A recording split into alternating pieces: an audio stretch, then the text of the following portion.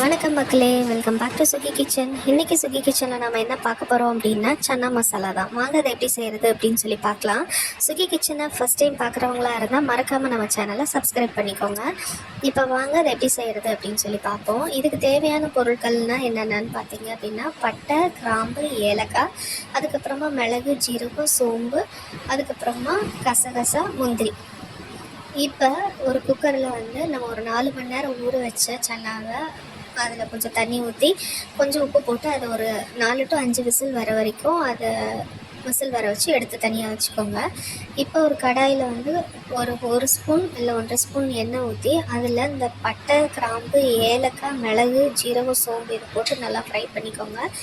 அதோட ஒரு பெரிய வெங்காயம் இருக்கு இல்லையா, அதை வந்து க்யூபாக கட் பண்ணி அதையும் சேர்த்து ஒரு கண்ணாடி பதம் வர்ற அளவுக்கு அதை நல்லா வந்து வதக்கி எடுத்துக்கோங்க. இப்போ இது வதங்கி வர டைமில் பார்த்திங்கன்னா தக்காளி ஒரு 2 மீடியம் சைஸ் தக்காளி எடுத்து அதையும் நல்லா கட் பண்ணி வதக்கிக்கோங்க. இது வதங்கிறதுக்கு லைட்டாக உப்பு போட்டிங்க அப்படின்னா அது சீக்கிரம் வதங்கிடும்.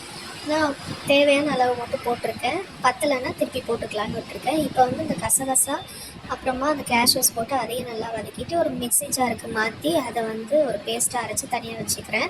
இப்போ ஒரு கடாயில் எண்ணெய் ஊற்றி அதில் வந்து தின்னாக ஸ்லைஸ் பண்ண ஒரு ஸ்மால் சைஸ் பெரிய வெங்காயத்தை வந்து அதில் ஆட் பண்ணி அதை நல்லா வதக்கிக்கிறேன். இப்போ கொஞ்சமாக கருவேப்பிலையும் சேர்த்து அதோட நல்லா வதக்கிக்கிறேன்.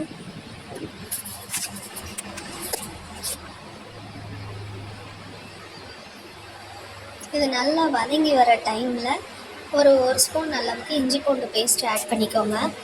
அதையும் நல்லா வதக்கிட்டு அந்த இஞ்சி பூண்டு பச்சை வாசனை போகிற அளவுக்கு வதக்கிட்டு நம்ம அரைச்சி வச்சுருந்தோம் இல்லையா பேஸ்ட்டு, அதையும் இதோடு சேர்த்து மிக்ஸ் பண்ணி கொஞ்சம் நல்லா வதக்கிக்கோங்க.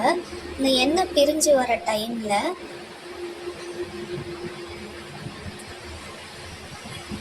ஒரு குட்டி ஸ்பூனில் வந்துட்டு மஞ்சத்தூள் 1 ஸ்பூன், மிளகாத்தூள் ஒரு 1.5 ஸ்பூன், அதுக்கப்புறமா garam masala 1 spoon, Kashmir chilli 1 spoon, அப்புறமா மல்லித்தூள் அது 1 ஸ்பூன், இதையும் ஆட் பண்ணி நல்லா வதக்கிக்கோங்க. இந்த பச்சை வாசனை போனதும் நம்ம வேக வச்சு வச்சுருந்தோம் இல்லையா சன்னாவை, அதையும் இதோடு சேர்த்து நல்லா மிக்ஸ் பண்ணி ஒரு லிட்டு போட்டு மூடி வச்சுருங்க.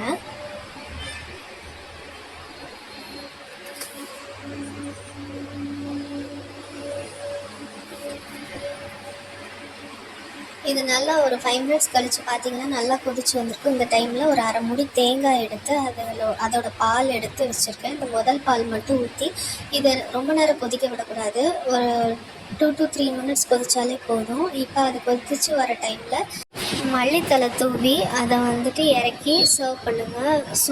டேஸ்ட் வந்து வேறு லெவலில் இருக்குங்க. ட்ரை பண்ணி பாருங்கள் ஒரு தடவை. இதை வந்து சப்பாத்தி, இட்லி, தோசை, பூரி இதுக்கு எல்லாத்துக்குமே சாப்பிடலாம். நாங்கள் நைட்டு சப்பாத்தியோடு தாங்க சாப்பிட்டோம். டேஸ்ட்டு சூப்பராக இருந்ததுங்க. நீங்களும் ட்ரை பண்ணி பார்த்துட்டு எப்படி இருக்குன்னு கமெண்ட் பண்ணுங்கள்.